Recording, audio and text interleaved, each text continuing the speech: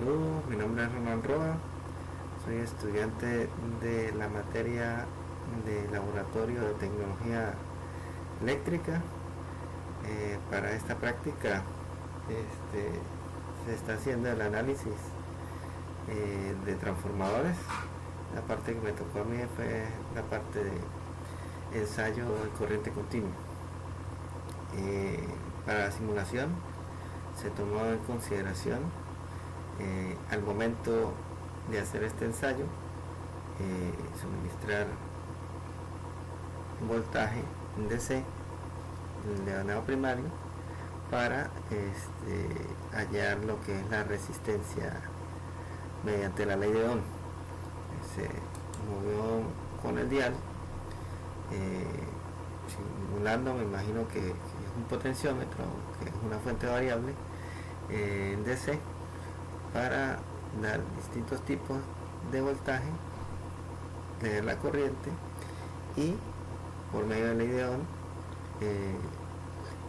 medir los valores de resistencia a medida que se vaya variando el voltaje del mismo.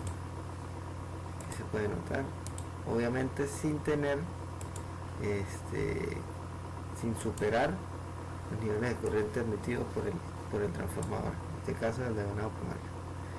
Y aquí se muestran las mediciones que se hicieron mediante una tabla de Excel. Se calculó mediante la ley de Ohm para cada medición lo que son los valores de resistencia, ¿sí? Y se sacó un promedio. Lo mismo se hizo para el ensayo de corriente continua del secundario, suministrando un voltaje en secuencia y viendo que no nos pasemos de la corriente máxima que puede aguantar el bobinado. Cabe destacar de que los devanados en este ensayo funcionan como un cortocircuito, dado la naturaleza de la corriente que le estamos inyectando. Y aquí podemos ver lo que es el mismo método de la tabla 1. Mediante la ley de Ohm, la resistencia de Ohm o la resistencia del devanado secundario, y se halla un promedio. En el caso de los valores, la tabla 1 y 2, para hacer las gráficas utilizó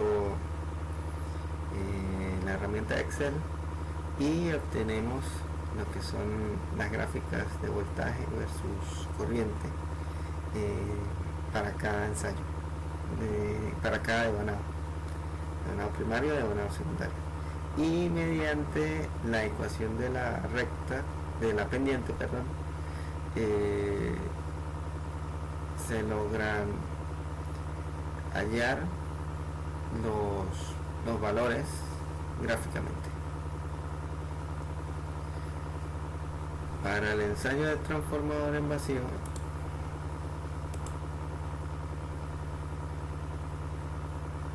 se hizo lo mismo.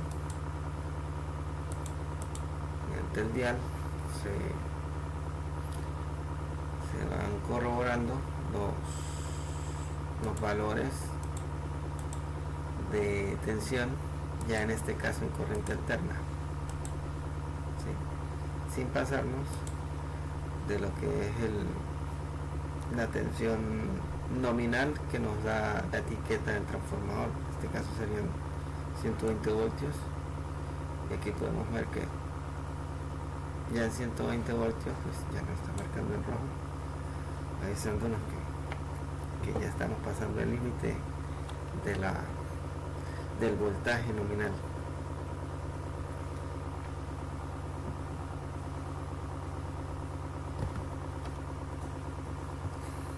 En esta tabla, pues a medida que se iba incrementando los voltajes, se iba midiendo las corrientes y la potencia en vacío.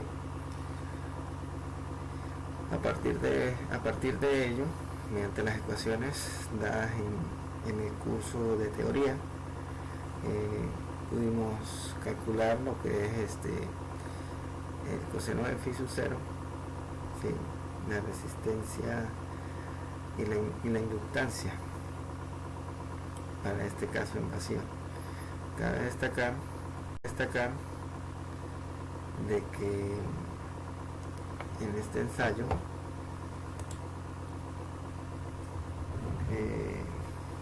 por lo menos para el primer ensayo, es una de las conclusiones. Para el primer ensayo en vacío, para el ensayo en vacío nos da las pérdidas en el hierro, y para el ensayo en vacío nos dan las pérdidas de hierro, y para las pérdidas de cobre nos dan el ensayo en cortocircuito, que es el ensayo que viene a continuación. Muchísimas gracias y nos vemos con el siguiente participante.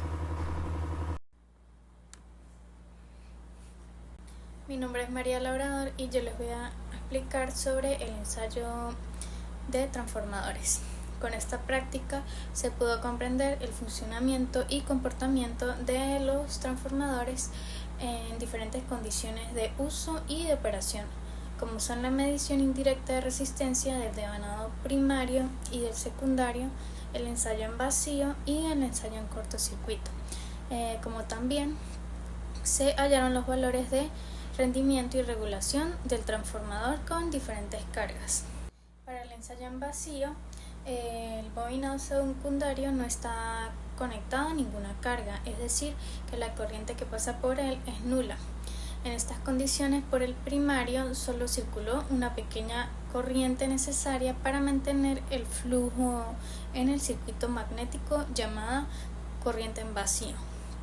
Los valores nominales para la tabla 5 y para el ensayo en vacío, que fueron las tablas 3, 4 y 5, fueron de un voltaje de 119.95, una corriente de 17.5, una potencia de 1190 y además se calculó la resistencia, la reactancia y el coseno del ángulo.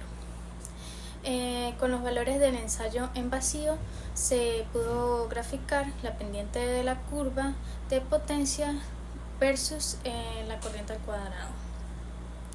Por consiguiente, se realizó el ensayo en cortocircuito con su respectivo voltímetro y amperímetro. Esto se hizo a tensión reducida alimentando el transformador por el lado de alta tensión, hasta que circuló la corriente nominal por ellos.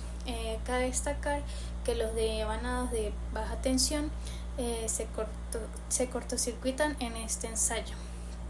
Esto permitió obtener los parámetros de la rama en serie del circuito equivalente y se tomaron los valores nominales de voltaje, corriente y potencia, y también se tomaron valores por debajo de los valores nominales para así hacer la gráfica potencia versus el cuadrado de la corriente.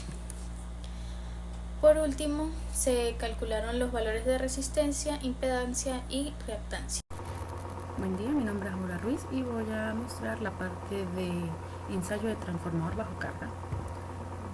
Pasamos a abrir el simulador y nos vamos al circuito de carga, donde podemos ver el circuito y donde se les va a conectar 4 cargas. Inicialmente trabajaremos con el circuito abierto y buscaremos el voltaje nominal en los terminales, que para nosotros es 119.94 voltios en los terminales. Luego vamos a buscar el factor de potencia, que en este caso va a ser el unitario. Cargamos estos datos en la simulación y procedemos a ir conectando las cargas. Para la carga 1, a conectar 2 cargas, conectar 3 cargas y conectar todas las cargas.